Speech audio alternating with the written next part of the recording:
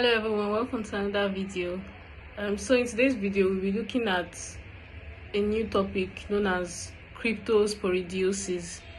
So cryptosporidiosis is actually an intestinal infection, and it's caused by a protozoan parasite called Cryptosporidium.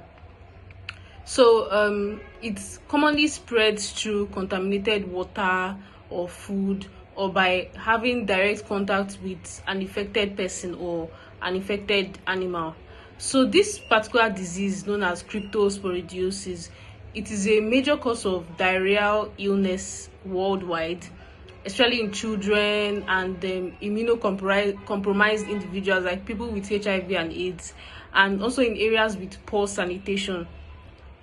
So cryptosporidiosis is sometimes called a waterborne disease because the parasite is resistant to like common disinfectants like chlorine. So it can survive in swimming pools, water tanks, and untreated water sources. So basically the gastrointestinal tract, especially the small intestine, is the main site of infection. So the small intestine has like finger-like projections called villi that increase the surface area of nutrient absorption. So the cryptosporidium, that's the parasite that causes this infection. It invades the epithelial cells that line these finger-like projections called the villi, leading to damage, inflammation, and loss of absorptive surface. So this damage reduces the intestine's ability to absorb nutrients and absorb water, resulting in watery diarrhea. So how exactly does this condition develop in the body?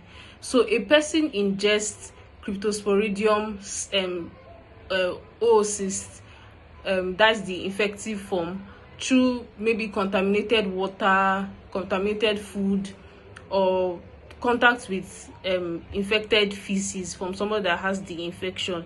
So in the small intestine, the oocysts, they release sporozoites that invade these epithelial cells.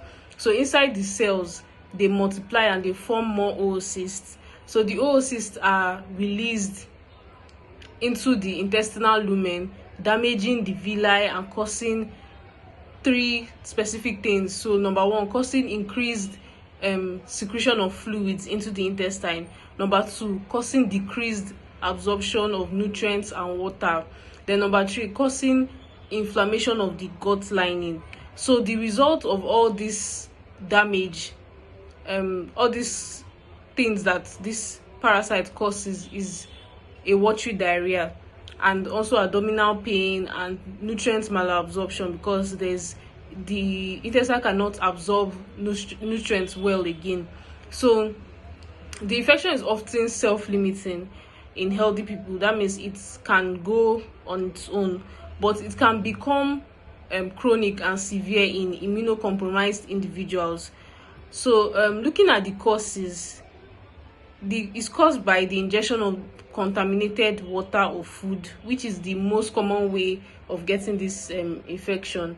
Then also swimming in contaminated pools, lakes, rivers, from person to person contact, especially in settings like, for example, with daycare centers, and also contact with infected animals, especially lambs or cows, and having a poor hygiene practice and having poor sanitation.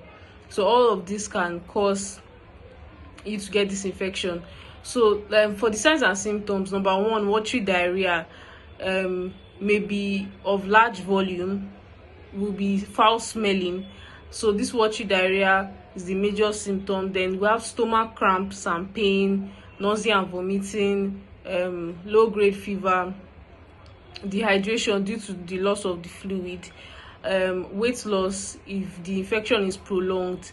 Then in immunocompromised individuals, they can have severe chronic diarrhea, malnutrition, and some electrolyte imbalances.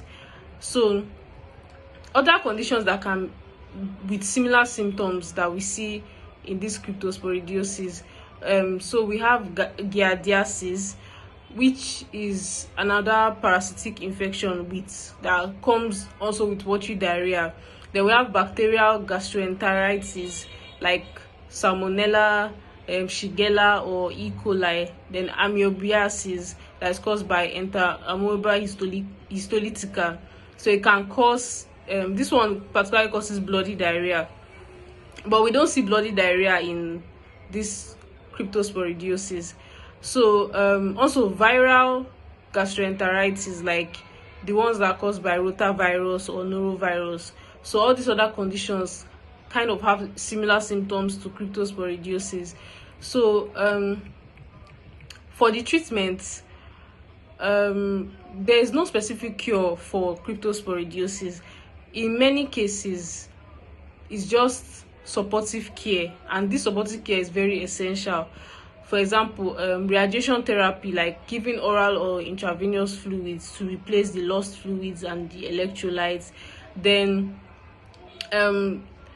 nitazoxanide is actually the only approved antiparasitic drug that can help reduce symptoms, especially in immunocompromised people. No, sorry, not immunocompromised people, especially immunocompetent people. So people that their immune system is functioning well, like they are able to fight infections. So this antiparasitic drug, nitazoxanide, can be given to them to reduce their symptoms. Then for immunocompromised people, like people with HIV and AIDS patients, antiretroviral therapy usually helps restore the immune system, which can control the infection. Also, we should give them nutritional support if malnutrition develops, then pain management if necessary. So how we can manage this condition is we should try to drink only safe treated water, like boiling our water, filtering, and try to take more of bottled water.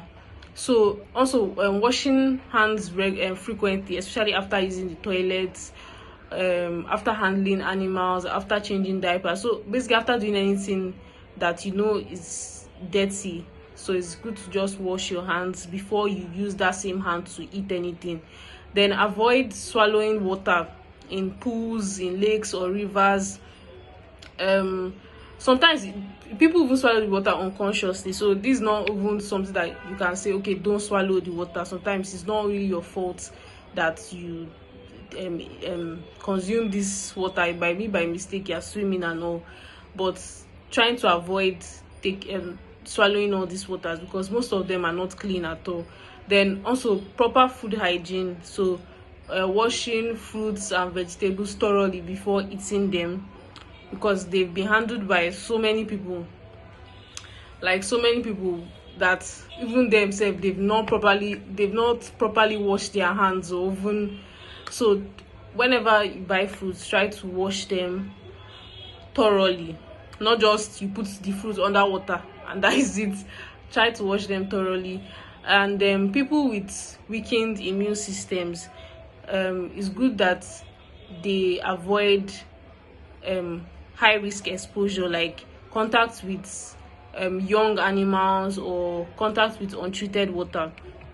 So in summary, cryptosporidiosis is an intestinal infection caused by the parasite Cryptosporidium, leading to watery diarrhea, stomach pain, and dehydration. So it spreads through contaminated water, food, or contact with infected people or animals. And the parasite damages the lining of the small intestine, reducing the ability of the intestine to absorb nutrients and fluids. And treatment usually includes fluid replacement, nitazoxanide in immunocompetent people if needed to reduce the symptoms, and managing complications too. So complications especially in people with weakened immune system. So prevention basically relies on good hygiene, safe water, and proper food handling. So thank you for watching, and I hope you learned a thing or two about cryptosporidiosis. So I'll see you in the next video. Bye.